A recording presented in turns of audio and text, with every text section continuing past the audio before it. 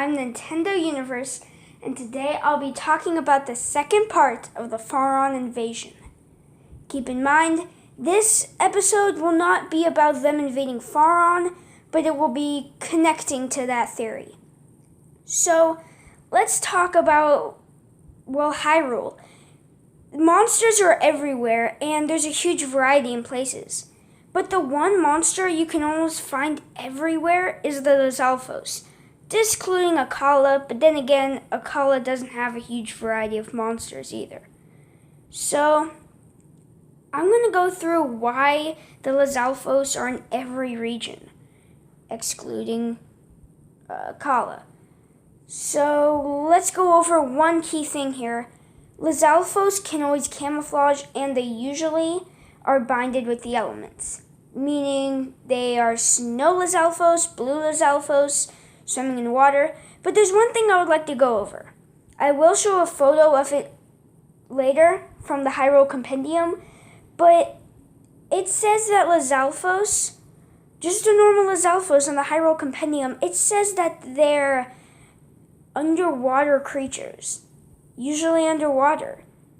They camouflage and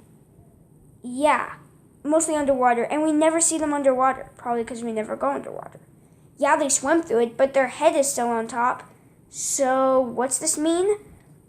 Well, it probably relates to their first origins. I like to think of it as each monster at a specific place they started out. I think Bokoblins started out in the Great Plateau, since there were so many Bokoblin camps there. So, did the Lizalfos start underwater? Probably. But how does this go into our mystery here? Actually, that's simple and not simple. The thing is since we don't see them underwater, that could just mean that when they were babies, they're underwater.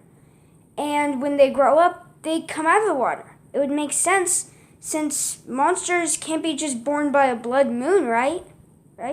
Oh, I guess I was wrong on that, because the blood moon spawns everything. So why would they say that if you never see them underwater and there's nothing relating to it? This probably has no significance to their game itself, but to this mystery. Since Faron has a lot of lakes and rivers, maybe all Lizalfos started out here. It would make sense, since this matches their overall color. And if you think about it, when you think of a Lizalfos, you think of a lizard. When you think of a lizard, you think of, where lizards are. The forest has a lot of them, especially camouflaged ones. So it makes sense for the Lizalfos to start out in the forest. Now let's go over how, all of this ties into our mystery. And this is where it gets simple. The forest was their first invasion, where, as you know, in one of the memories you see in Breath of the Wild, when Link destroyed a bunch of monsters and Zelda's not aiding him, but speaking to him, saying you need to be more careful next time, on top of Death Mountain. She only says the monsters are getting more vicious. She never said anything about now there are a lot of monsters. So, did Hyrule always have monsters? Yeah. If you go to A Link Between Worlds or other titles, like Ocarina of Time and many others, monsters like, let's think of those crows you can find in Link's Awakening or A Link Between Worlds. Those crows, they're bad guys. It's good to say they're monsters too, because they don't look like real crows, right? You see birds all the time in Zelda games and they don't look a thing like them. But why are they in the world if Ganon hasn't came around? Maybe all the monsters in Breath of the Wild were there before Calamity Ganon. Being there before Ganon meant monsters were always there. So that would key into how origins of monsters would be a thing. While some monsters like Choo-Choos and Moblins are hard to pinpoint, it's easy to say that the Lizalfos started from the Faron region. And would they invade other regions?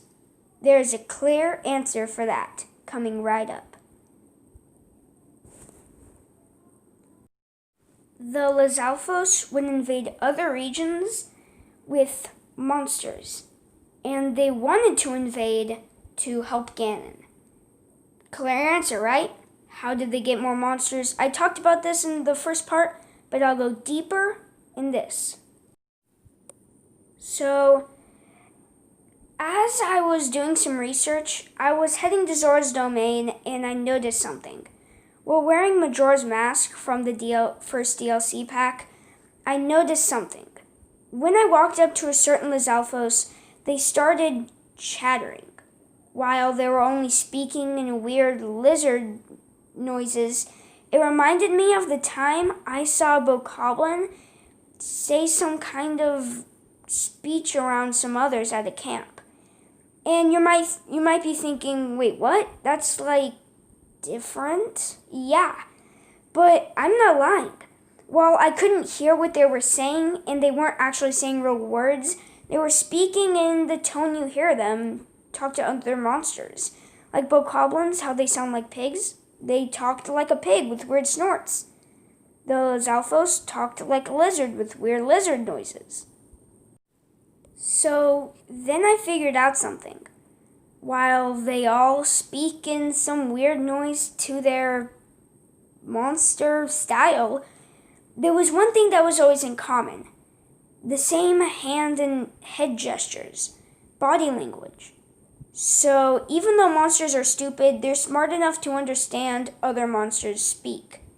And if a Lizalfos saw Majora's Mask and started speaking, that would mean the Lizalfos thought not only you were another monster, but that they could talk to you.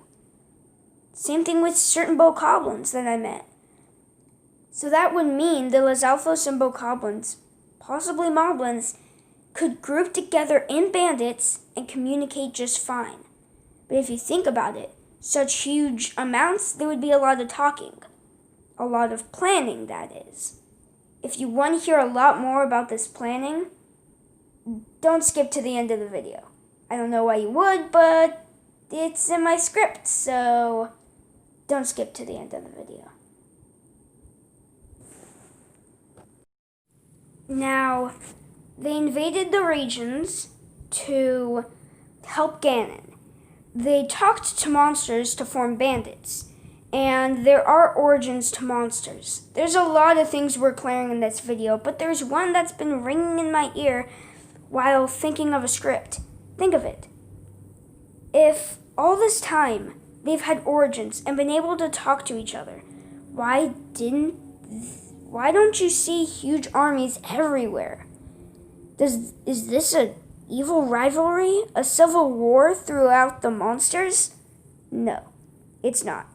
It's simple to say they probably didn't form armies. While large groups, they probably all separated because they're different monsters, different eating habits, different life habits. They probably separated because monsters would get enraged with each other and throw fits. I don't know. What do monsters do when they're mad with each other?